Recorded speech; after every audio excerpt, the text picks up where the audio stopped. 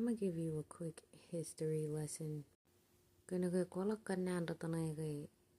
You sound like somebody that's just repeating something that was taught to us growing up without it being explained in details.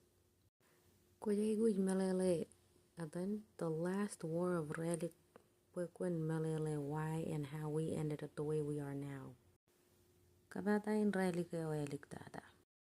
This war took place in the late 1800s, specifically after 1850s. Yim kabatayoge karkatan ichirik yim ejoa. Irojewan ichirik kar etaninagar langani.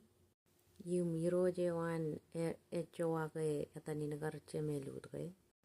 Long and strategic story short, Langani won the war.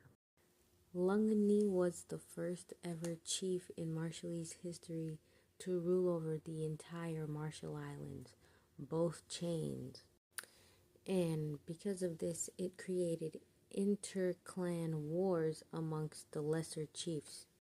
So in the middle of all of this, we were fighting each other and also fighting these foreigners that keep popping up on the water. We fought for 2 or 3 generations for those foreigners to never touch us. But if you read through history and kind of like piece together a little bit of logic here, you kind of can put 2 and 2 together. Like if they are creating bloodshed on these foreigners and killing them, all this blood is splashing on them and getting into their bodies, right? So then there comes the diseases, and none of our winnows were able to cure any of the foreign diseases because those diseases were new to our bodies and they were more viral instead of just regular sicknesses.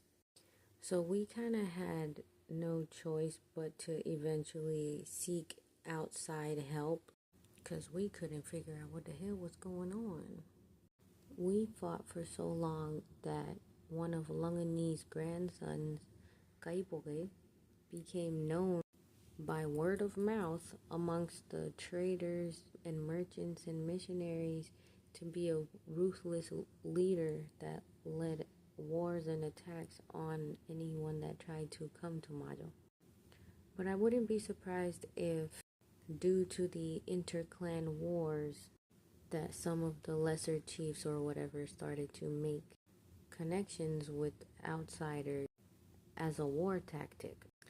And don't quote me on that, that's just something I kind of pieced together myself. But I don't think anyone intended for our entire culture to be erased and replaced. And that's my whole point.